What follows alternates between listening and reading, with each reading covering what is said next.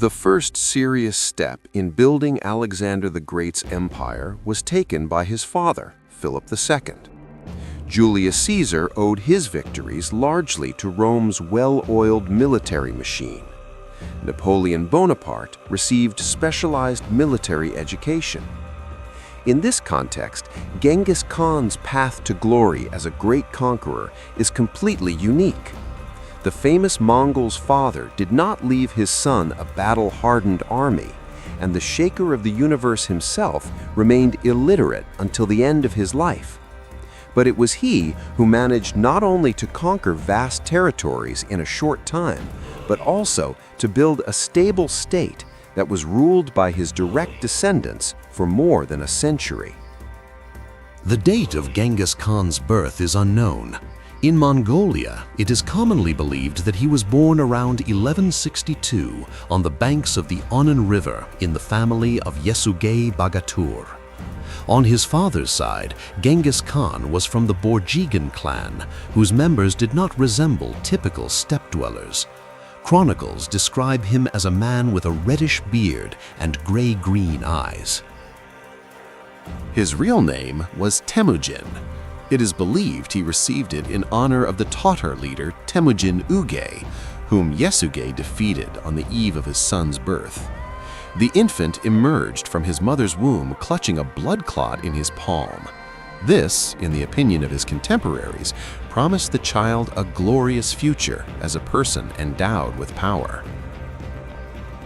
It is assumed that Yesugei was poisoned by the Tatars, one of the Mongol tribes, after he took 9-year-old Temujin to the Kongerad tribe to introduce his son to his bride, 11-year-old Börte, daughter of Dey Sechin. His father's death forced the boy to deal with the problems of his family's survival, as Yesugei's allies immediately left his ulus without protection. The clan fell into poverty. The leader of the Taichiud clan expelled the fallen neighbor's family from their camp, taking all the livestock for himself. He also took Temujin captive. Nevertheless, the prisoner managed to escape. The future Khan deemed it wise to migrate with his relatives far away, and postponing plans for revenge to the distant future, began to search for patrons. The now mature clan leader spent several years acquiring useful connections. He maintained good relations with his blood brother Jamukha, heir to the Jadaran tribe. He married Börte, receiving a sable coat as a dowry, and immediately presented this coat to the influential Khan Togrul. This was a successful move. Togrul provided Temujin with support. As a result, the authority of the future leader of the Mongol tribes grew significantly. Nokurs, warriors, began to flock to his banner. At the head of this detachment, the young leader conducted a series of successful raids, but Temujin managed to avoid unnecessary bloodshed. He demonstrated the gift of a capable diplomat. Demonstrating magnanimity, the yesterday's outcast gained fame as a just ruler. He easily incorporated defeated enemies into his rapidly growing army. In those years, it was hard to believe that in just a few years, entire peoples who dared to resist the shaker of the universe would be mercilessly destroyed by order of the great Khan. In 1184, Temujin had to pass his first serious test for the title of military commander. When he was away from home, the Merkits attacked his camp. Börte was taken captive. Summoning his allies, the young leader defeated the offenders and recovered his wife. This was his first full-fledged military victory. Temujin's fame grew. People saw that the new leader was fortunate, just, and generous. But having acquired a separate ulus and a 30,000-strong army by 1186, he ceased to please his friends. Jamukha was the first to break, and under the pretext of avenging his brother, who had the stupidity to die while attempting to steal Temujin's horses, inflicted a defeat on him. Reluctantly, the future Khan swallowed the insult, understanding that his time had not yet come. Not having the strength to teach his allies a lesson, in 1199, Temujin taught them a lesson in nobility. In the war over the inheritance of the deceased ruler of the Naimans, Jamukha and Togrul abandoned our hero alone before the enemy's army. But the Naimans pursued Togrul. Instead of leaving his suzerain alone with fate, Temujin rescued him from the enemies. Ashamed, the rescued man bequeathed his ulas to his savior. In 1200, Temujin nearly died in a campaign against the Taichuds. He was wounded in battle by the archer Jirgawadai. Instead of executing the captured archer, the leader praised his accuracy and invited him into service.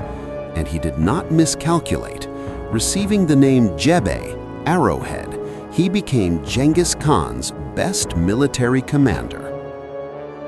In 1203, Jamukha quarreled with his blood brother for good. The former allies clashed in battle at Kalakaljin Elect, which ended in a draw.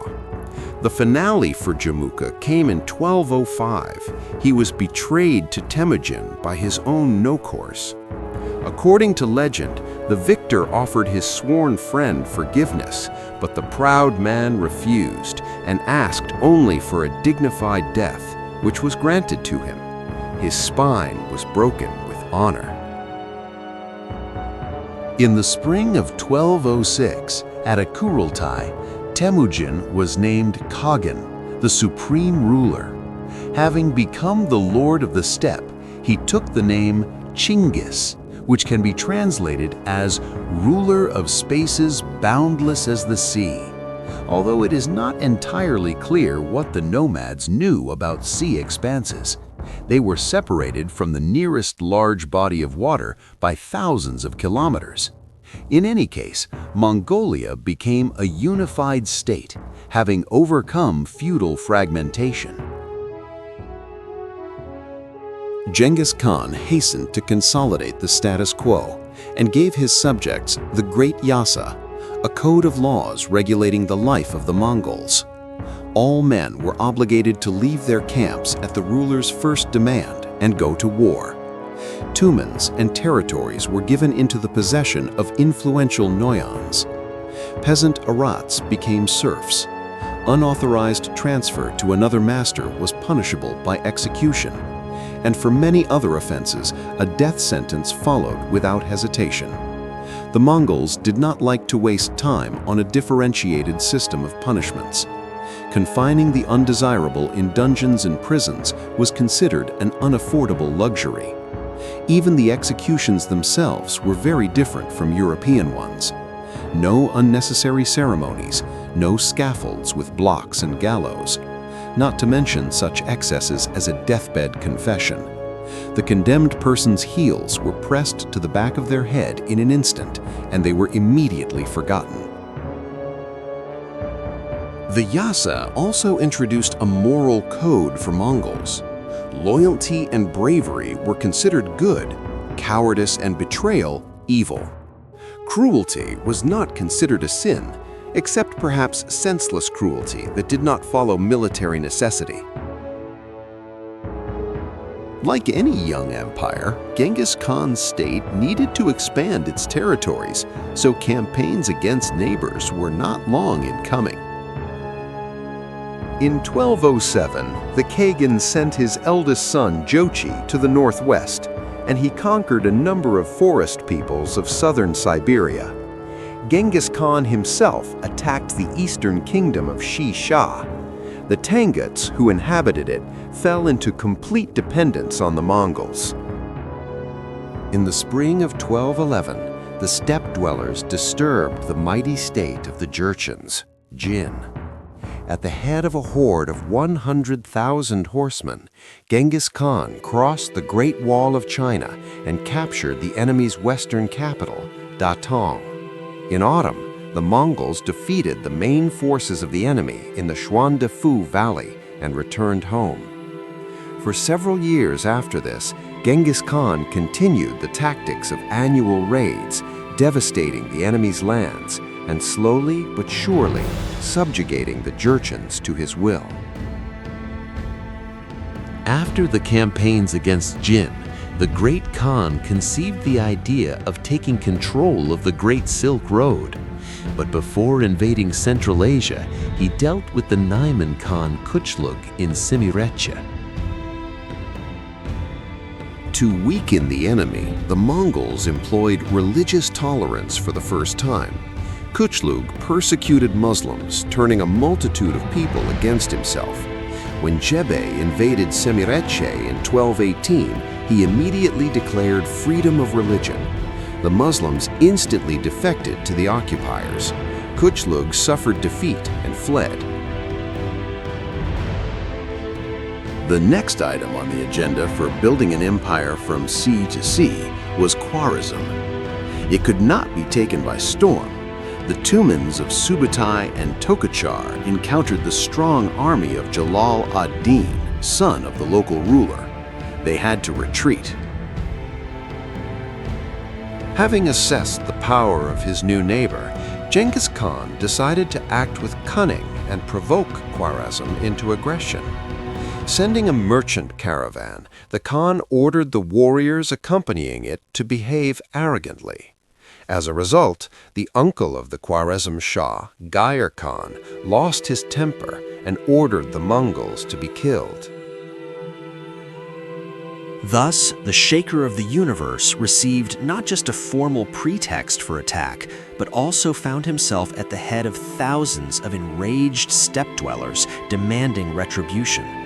In 1219, up to 200,000 horsemen gathered under the Khan's banners. Shah Muhammad did not take adequate measures to defend the cities, and the steppe warriors took Otrar, Binakent, Urgench, Bukhara, and Samarkand in just 1 year. Khwarazm finally fell in 1221 when the 50,000-strong army of Jochi, Chagatai, and Urgench captured Urgench, the capital of the once mighty state. The most distant expedition during Genghis Khan's lifetime was Subutai and Jebe's campaign to the west at the head of a detachment of 30,000 horsemen. The initial goal was to search for the fugitive Khwarazm Shah, but his trail was lost in Iran, and Subutai and Jebe went to the Caucasus, defeating the Georgians and Lezgins. Then, having crossed the mountain passes, the Mongols fell upon the Kipchaks and reached Crimea. There, the commanders received orders to wait for reinforcements, Jochi with a large horde. However, he quarreled with his father and evaded the campaign. Meanwhile, Subutai and Jebe, in 1223, encountered the Russians for the first time. The Kipchak Khan, Khoten, asked for protection from the Mongols from his son-in-law, Mstislav of Galicia. He summoned the princes to discuss strategy for fighting the invaders. Alas, the rulers did not agree on unified command. But worst of all, they made a fatal mistake. They killed the Mongol envoys. This turned the Russian princes, in the eyes of the steppe dwellers, into enemies deserving no mercy whatsoever. The outcome is well known. On May 31st, 1223, the Russians suffered a crushing defeat at the Kalka River. Subutai and Jebe took turns defeating the princes who acted separately. Having forced the Russians to surrender, the Mongols, according to legend, promised not to spill the blood of their leaders, and they kept their word. The princes and voivodes were thrown under a platform on which the victors sat down to feast and crushed the prisoners to death. Despite the defeat of the Russians, Subutai and Jebe had to return to the steppe due to Jochi's sabotage. And in 1225, Genghis Khan fell from his horse and was so badly injured that he only recovered by the spring of 1226. However, this did not prevent him from leading a campaign against the Tanguts, who had slipped out of control. As always, the Mongol army was at its best. By the summer of 1227, the Shisha kingdom had been captured. But around August, Genghis Khan fell ill and suddenly died. Chroniclers disagree about the cause of the ruler's death. Most likely, he suffered a stroke. According to Genghis Khan's will, his successor was his third son, Ogadai. Jochi had fallen into disgrace and died before his father, while the second and fourth sons, Chagatai and Tului, though they possessed serious authority, submitted to their father's will, and no unrest arose.